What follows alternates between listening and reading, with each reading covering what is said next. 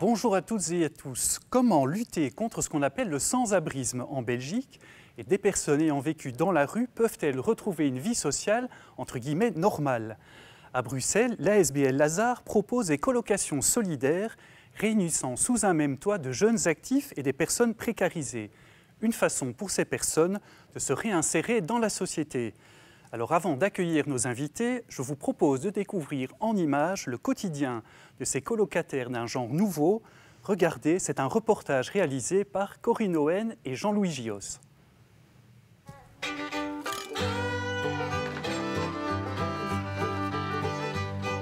Les beaux jours sont là. Charlotte et ses enfants ont organisé une journée jardinage. Charlotte fait partie de l'une des familles qui accompagne les colocations de la ASBL Lazare. Lazare anime et développe des colocations solidaires. En effet, chacune est habitée par de jeunes adultes actifs. Et ce qui fait toute la particularité du projet, c'est d'accueillir aussi des personnes précarisées ou qui ont vécu à la rue. Fondée en France en 2011, cette association existe à Bruxelles depuis 2017. Sur place, 2 appartements sont destinés aux familles accompagnantes. Et puis une maison pour les hommes et une autre pour les femmes, dans laquelle nous avons rencontré Clotilde. Pourquoi est-ce que vous êtes engagée dans ce genre de projet en fait? Alors moi je cherchais justement cette dimension en plus, donc ce petit sens qu'on donne à notre quotidien. Quelque chose qu'on retrouve fort à Lazare, donc de manière en fait assez simple et assez naturelle, parce qu'on vit avec d'autres personnes et donc on a des contacts plus privilégiés avec d'autres personnes. Je cherchais aussi à sortir un peu de ma zone de confort. Donc on vit déjà vivre à 10 filles, c'est déjà beaucoup, donc 10 personnes. Mais en plus on est des personnes qui ont des cultures différentes, on a des âges très différents, on vient de mondes très différents, il y a même des langues qui sont différentes, c'est vraiment très très enrichissant. Comment est-ce qu'on vit cet écart de génération? J'apprécie beaucoup avec ces différences d'âge, c'est qu'elles ont vécu énormément de choses, elles ont une expérience de vie qui est exceptionnelle et dans laquelle nous on peut vraiment beaucoup apprendre. Et nous on est un peu naïves et on vit un peu une vie facile et simple entre guillemets et je pense qu'il y a des échanges qui sont très très riches. Karine a eu un parcours difficile. Elle est arrivée à Lazare il y a quelques semaines seulement. Elle va enfin pouvoir trouver sa place dans un lieu de vie chaleureux et s'épanouir à nouveau. Quand je suis arrivée ici, je dis waouh, c'est ce qu'il me faut. Et pourquoi est-ce que c'est ce qu'il vous faut? Il y a ici toutes ces générations. Les gens ici ne sont pas à surveiller ce que vous faites, etc. Donc voilà, on est chez soi. Mais vous vivez en colocation quand même, vous ne vivez pas toute seule. Mais c'est un atout, la colocation, parce que justement, on peut s'aider les uns les autres.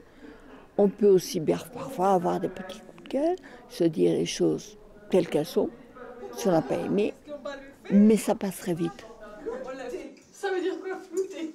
Toutes les femmes qui arrivent chez nous ont des expériences de vie très différentes et vraiment on aimerait bien leur permettre de se sentir chez elles à la maison en sécurité où elles vont pouvoir petit à petit se détendre, je pense, retrouver leur marque et puis retrouver une liberté dans la manière de cuisiner, dans ce qu'elles veulent faire, sortir, faire des courses, etc. Et dans les relations aussi, donc tout est basé sur la confiance. Et donc on essaye d'instaurer, en tout cas dans les premières semaines, parfois il faut des mois, cette relation de confiance qui permet d'avoir une vie en harmonie ici.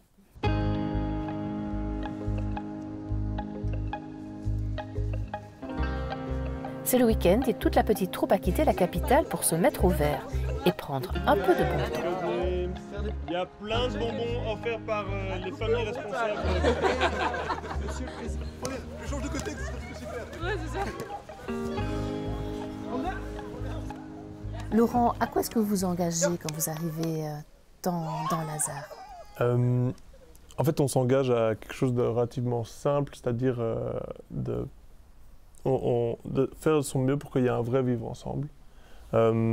Et je pense que justement c'est ça la simplicité du projet, c'est qu'on ne s'engage pas vraiment à plus que ça. Et c'est ce qui fait que c'est possible aussi.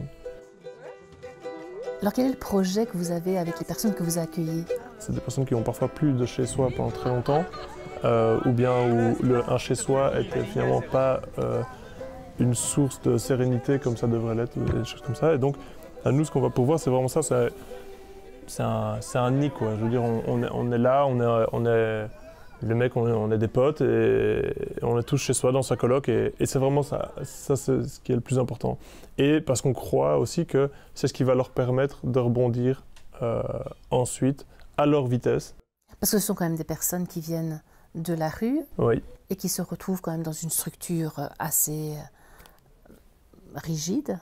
Donc comment est-ce que vous gérez cela au quotidien en fait?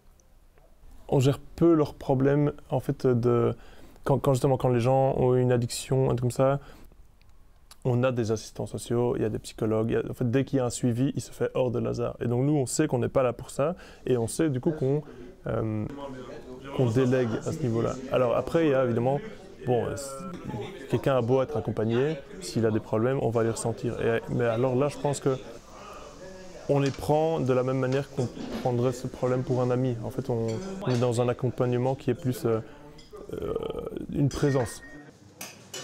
Tu veux en mettre sur le gâteau? Comme dans toute colocation, pour les tâches quotidiennes, chacun met la main à la pâte. Pour les jeunes professionnels, le passage à Lazare est en général de 2 ans. Par contre, la durée du séjour pour les personnes accueillies n'est pas limitée dans le temps. Cela leur permet de se poser et de reprendre goût à la vie.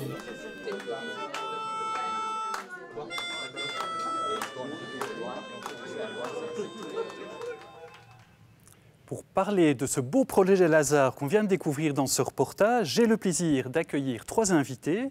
Charlotte Delabarre, vous êtes mère de famille et donc famille accompagnatrice du projet Lazare. Bonjour, bienvenue à vous. Merci.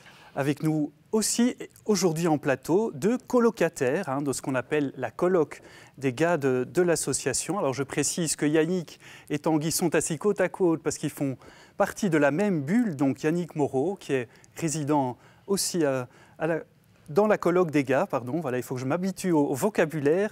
Et puis donc Tanguy Terlinden, jeune actif, enseignant d'ailleurs aussi, membre de l'association. Alors Charlotte Delabarre, une première question, comment est né ce projet Lazare? Alors le projet Lazare est né d'abord de l'intuition de 3 jeunes actifs chrétiens à Paris, d'aller au-delà du simple fait de croiser les gens dans la rue, d'offrir un sourire ou une pièce ou un sandwich, et donc de vivre avec les personnes passées par la galère.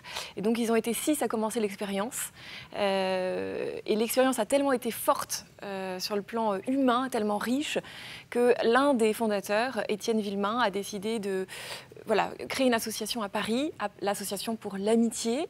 Et fort de cette expérience, ils ont décidé d'aller plus loin. Donc après, les maisons se sont développées en France. Actuellement, il y en a 8, et aussi à l'international. Donc on a une maison à Madrid, en Espagne, une maison au Mexique, et puis une maison à Bruxelles, en Belgique. Depuis quand la maison à Bruxelles? 4 ans. Depuis 4 ans déjà. 4 ans, la SBL Lazare Belgique. Alors Yannick Moreau, comment avez-vous connu Lazare? J'ai connu Lazare par rapport à un assistant social que je connaissais qui m'a demandé si je voulais rentrer à Lazare. Et avant ça, vous viviez dans la rue? Je vivais dans un centre, je vais citer le nom, Poverello. C'est une association aussi où je passais mes journées et mes nuits au Poverello. Et vous, Tanguy Terlinden, comment êtes-vous entré? Comment avez-vous décidé? Qu'est-ce qui vous a décidé à intégrer une colocation Lazare? En fait, j'ai eu un parcours un peu classique, études et toutes ces choses-là. Et en fait, quand je suis sorti de mes études, je me posais la question, mais comment faire pour avoir un engagement qui s'incarne vraiment au quotidien et qui ne soit pas un à côté? J'avais fait du scoutisme, je m'étais engagé dans quelques projets, mais vraiment cette envie que ce soit vraiment quelque chose de tous les jours et de tous les instants, quoi. Et se rendre compte qu'il y a des enjeux vraiment très grand au niveau de la pauvreté. On n'est pas obligé de partir à l'autre bout du monde pour faire face à ces enjeux. Et Lazare répondait vraiment à ce désir-là. Et c'est facile pour vous de, je dirais, joindre cette colocation en même temps votre boulot, puisque vous travaillez? Alors, c'est pas évident tous les jours. Quand on a des grosses journées et qu'on a envie de se poser en rentrant, parfois, il faut un peu se faire violence. Mais en fait, c'est très beau parce que, justement, ça nous oblige à être vraiment qui on est. Et on sort de cette logique où on peut être un peu là en tant qu'on vient aider ou ce genre de choses. Là, on a passé une mauvaise journée, on va être chiant. Et les colocs devront nous supporter comme on est. Et donc, ça permet d'avoir des relations qui sont beaucoup plus saines parce que beaucoup plus vraies, beaucoup plus sincères en tout cas. Charlotte Delabarre, donc on l'a dit, vous êtes mariée, mère de famille, famille accompagnatrice. C'est quand même deux mondes différents qui se rencontrent. Les jeunes actifs d'une part, les personnes précarisées. Est-ce que l'adaptation les uns aux autres se passe bien? Je poserai la question tout à l'heure aussi aux deux colocataires. Globalement, oui, très bien. C'est ce qui fait la force du projet. C'est la rencontre en fait de différences, de complémentarité. Aussi, on a une colocation de femmes. Il y a les hommes à côté, il y a les familles. Donc, on a des réalités de vie différentes, on a des parcours différents. Et on a aussi des galères différentes. On a tous des galères. Et donc, il y a des grosses galères. La rue, c'est une immense galère, mais nos galères aussi du quotidien sont des galères. Voilà. Et on partage tout ensemble. Et donc, comme venait de le lire Tanguy, en fait, on est vraiment là pour partager. Avec beaucoup de simplicité, une vie tout à fait ordinaire, mais quelque part, elle est extraordinaire, puisque se mettent ensemble des gens qui n'auraient pas forcément eu à se rencontrer, en fait, en dehors de ce contexte. Donc, on forme un gros village, et je dirais même plus qu'un village, une famille, en fait, famille Lazare. Et comment vos enfants réagissent à ça? Comment est-ce qu'ils vivent ça? Je crois que les enfants, ils sont heureux. Bon, déjà parce que leurs parents sont heureux d'être là, dans le projet, mais aussi parce que en fait, pour les enfants, ils ont un regard simple sur l'être humain. On est tous des êtres humains et c'est ça qui ressort. Et moi, je m'émerveille toujours, après 3 ans de vie auprès de mes colocs Lazare, de voir que mes enfants qui vont avoir 5 ans ne font pas de différence, n'ont pas d'a priori, pas de clichés. Et pour eux, c'est les colocs. Et même, ils disent, on a de la chance, nous, on a des colocs. Yannick, qu'est-ce que ça vous apporte, à vous, de vivre à Lazare? Beaucoup de choses en fait. C'est-à-dire que... Vous êtes heureux d'être là? Heureux d'être là. L'ambiance est bonne? L'ambiance est très bonne. Quelles sont vos tâches? On a vu que chacun a évidemment ses tâches à faire. Vous avez des tâches en particulier? Vous avez même vu tondre la pelouse? Oui, ça c'est mon petit loisir. Tondre la pelouse, j'adore ça. Mais pour les tâches, il y a un roulement qui se passe dans la coloc des gars. On fait une tâche pendant 1 mois et puis on change.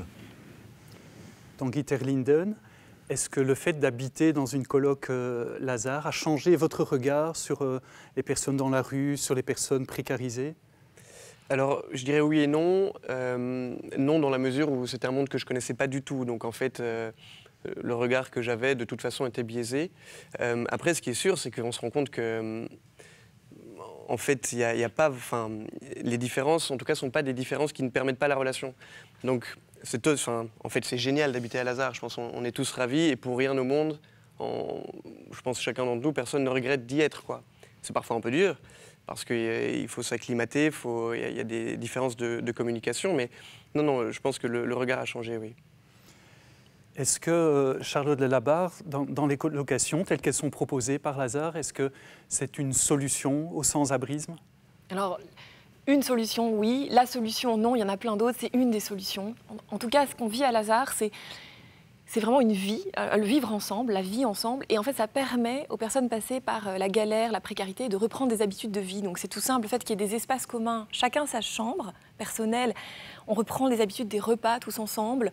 On apprend aussi la confiance.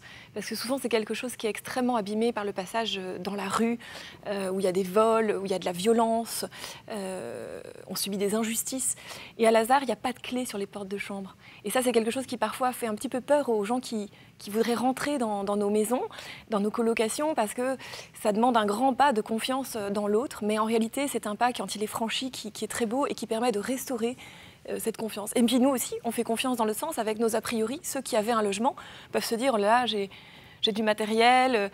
Et en fait, il n'y a pas de vol. En fait, on se fait confiance. Et c'est vraiment renouer une confiance dans l'humanité avec la richesse de toutes ces différences et de tous ces parcours.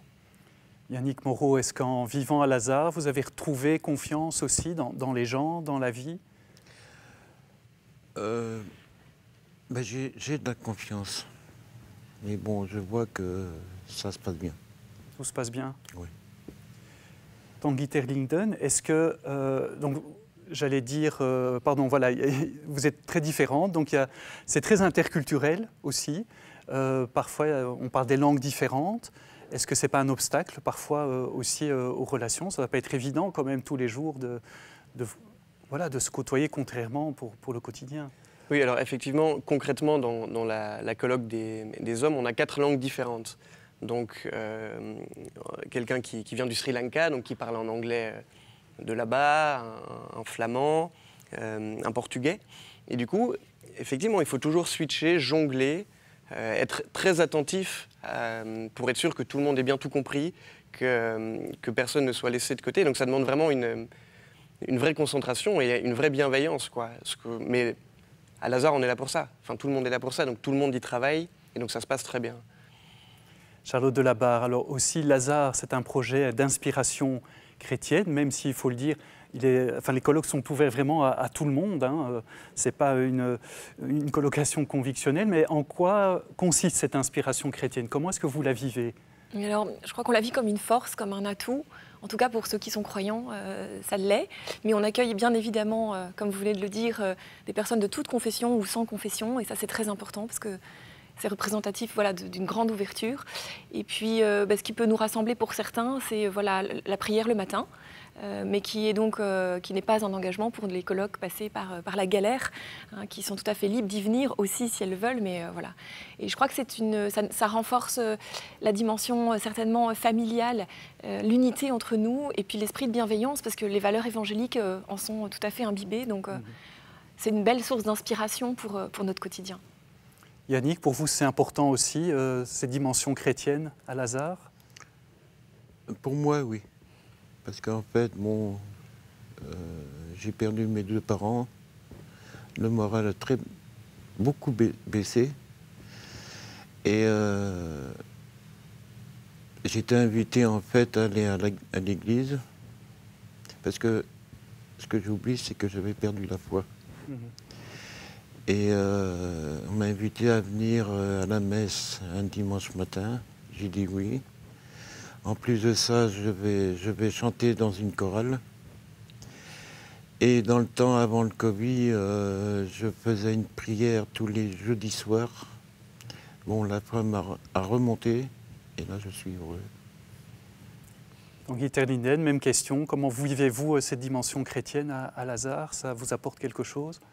Ah oui, carrément. En fait, c'est extrêmement agréable d'être dans un endroit où on sait qu'il y a un peu un fond commun. On ne doit pas faire gaffe à tout ce qu'on dit, tout ce qu'on fait, parce que cette dimension de la foi est acceptée. Ce qui ne veut pas dire qu'on est obligé toujours d'être dans une dynamique extrêmement priante, etc. Mais on a cette liberté-là de proposer des choses et on sait que ça va être accepté et bien pris. Donc c'est très agréable. Charlotte Delabarre, vous accueillez tout le monde à Lazare, sans exception? On accueille tout le monde quand la personne a la volonté de partager le projet et cette dimension très relationnelle. Parce qu'il faut, quand on veut venir à Lazare, il faut avoir envie de rencontrer des personnes qu'on ne connaît pas. Il faut être curieux de l'humanité. Et donc parfois, c'est ce qu'on va vérifier. Donc en tant que famille, on est 2 familles. On s'occupe du recrutement des colocataires, que ce soit les colocs passés par la rue ou ceux qui avaient un logement, les jeunes actifs. Et donc à chaque fois, on va vérifier cette motivation à vouloir rencontrer. Ce qui pourrait être un critère pour ne pas recevoir quelqu'un, c'est quelqu'un qui a de trop grands troubles psychiatriques, ça peut arriver. Hein. Parfois, la rue détruit aussi, ou la consommation de produits comme les stupéfiants ou l'alcool. Et donc parfois aussi, c'est quand l'addiction est trop présente. Alors, on invite la personne à d'abord faire un chemin de sevrage, d'accompagnement pour venir chez nous, parce que ça demande déjà quand même d'avoir une vraie volonté de s'en sortir. Mais a priori, comme ça, il n'y a pas fondamentalement de critères qui seraient excluants pour accueillir une personne. Donc, c'est-à-dire qu'une personne qui est en cheminement pour sortir de son addiction, vous l'accueillez, mais donc ce n'est pas vous qui prenez en charge cet accompagnement, les accompagnements psychologiques, médicaux, etc. Non, c'est une précision importante. On est tous bénévoles dans l'association, on est tous là gratuitement, et c'est d'ailleurs ce qui rend les relations je pense, très belle parce qu'il n'y a pas d'enjeu. Mais en revanche, on demande à nos colocs passés par la précarité de continuer leur engagement, leur suivi social, donc avec vraiment le monde professionnel des assistants sociaux, des travailleurs sociaux, des psychologues, des médecins, les inscriptions dans les agences immobilières sociales. À Bruxelles, on a la chance d'avoir un maillage associatif extrêmement dense, extrêmement fourni.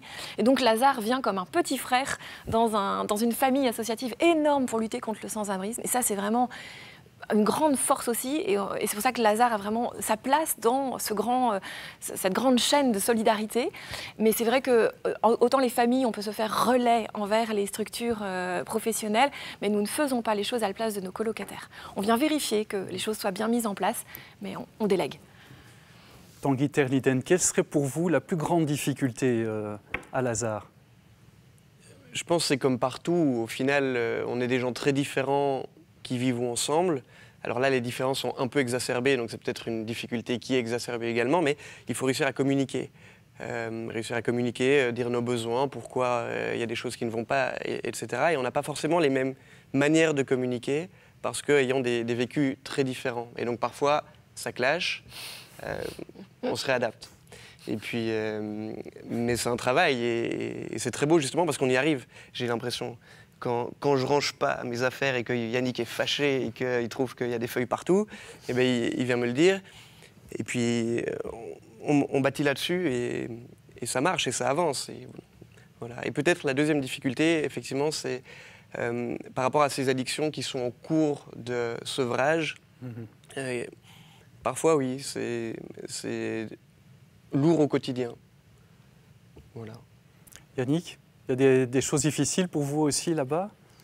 C'est vrai que, comme disait Tanguy, j'aime les choses rangées. Alors, c'est vrai que c'est un truc un peu difficile, quoi. Et Tanguy, le défaut de Yannick, c'est quoi dans la maison? Ça, je ne vais pas le dire, parce que sinon, je vais me faire frapper à la sortie de l'émission. Non, tu peux. Je peux. Peut-être qu'il réagit parfois un peu au quart de tour. Quand il est fâché. Quand je suis fâché. Il le dit. Je le dis.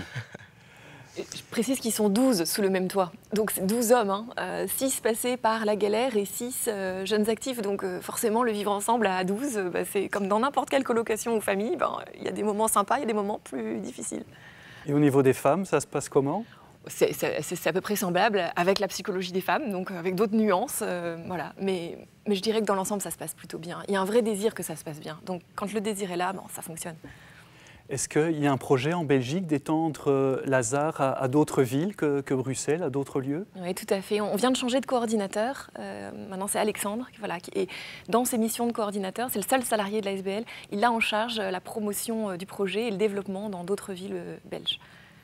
Et est-ce que parfois, des personnes bénévoles ici vont dans d'autres pays quand ils se déplacent, par exemple à l'occasion du travail, des jeunes actifs? Il y a un lien qui reste? Un lien très fort. Une fois par an, on se retrouve au cours d'un week-end international où se rassemblent toutes les maisons Lazare du monde, donc l'Espagne, la France, la Belgique. Un jour, il y aura peut-être la Suisse, le Royaume-Uni. Bon, le Mexique, c'est un peu plus compliqué, mais disons qu'il y a un vrai esprit vraiment d'appartenir à la même famille. Et donc, on est très en lien. Et c'est vrai qu'on a eu déjà la visite de colocataires français. Et je sais qu'un de nos colocataires, pour partir en vacances l'année dernière, a transité par Lazare-Nantes en France. Voilà, il y a vraiment des liens. Et les maisons sont ouvertes les unes aux autres. C'est bien sûr la force du projet. Alors on arrive tout doucement, on a encore un peu de temps, mais à la fin de cette émission, j'ai envie de vous demander aux uns aux autres quel est votre meilleur souvenir à Lazare. Yannick, vous souriez, je pense que vous avez déjà quelque chose en tête. Oui. J'ai eu l'occasion d'aller en Italie. Et ça, c'est un truc que je ne savais pas tant que j'étais pas en Italie. Je vais le citer parce que je ne sais plus qu'est-ce qu'il fait comme truc. Pierre, en montant dans les chambres pour choisir nos chambres, m'a dit « Yannick, tu sais pourquoi tu viens ?» Je dis « Non, me promener, faire comme tout le monde. » Il me dit « Non. » Et puis c'est là qu'il me dit « Yannick, tu vas serrer la main du pape. » Et c'était vrai, c'était pas une blague? Non, c'était pas une blague. Et puis la journée se passe, et puis le lendemain, j'ai été voir le pape. Comment ça s'est passé avec lui? Qu'est-ce que vous lui avez dit? Beaucoup d'émotions. Et lui, il vous a dit quelque chose en particulier? Pas spécialement, mais bon, il a essayé de me parler un peu, mais moi j'étais bloqué. Trop impressionné. Pardon? Trop impressionné. Trop impressionné. Tanguy Terlinen, vous, votre meilleur souvenir? Alors c'est dur à dire. En fait, c'est la particularité de Lazare, j'ai l'impression, c'est qu'il y a au final beaucoup de choses qui sont ordinaires. Et c'est des souvenirs qui, quand on les met ensemble, créent quelque chose de très très grand. Mais comme finalement c'est le quotidien, au final, c'est assez banal. Mais c'est un banal dense. Normalement, vous restez pour 2 ans, mais ça peut se prolonger? Alors c'est 1 an renouvelable. 1 an renouvelable. Combien de fois ou indéfiniment? Alors pas indéfiniment, parce qu'il y a un moment où il est bon de partir, je pense. Mais oui, ça varie, 2 ans, 3 ans. Avec le confinement, ça a un peu changé aussi. Les gens restent pas forcément la même période de temps, mais oui.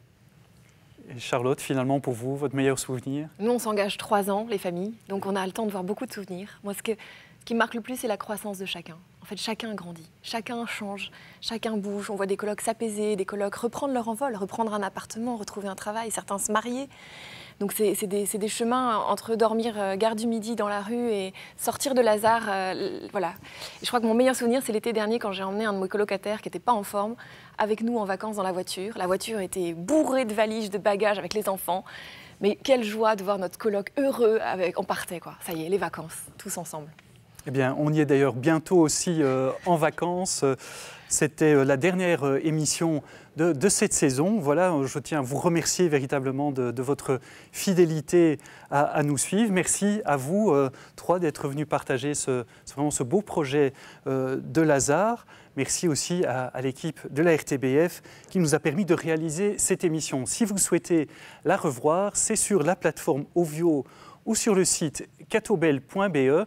Et si vous voulez en savoir plus sur l'association Lazare ou même leur venir en aide, vous pouvez trouver toutes les informations sur le site lazarbelgique en un mot.eu, lazarbelgique.eu.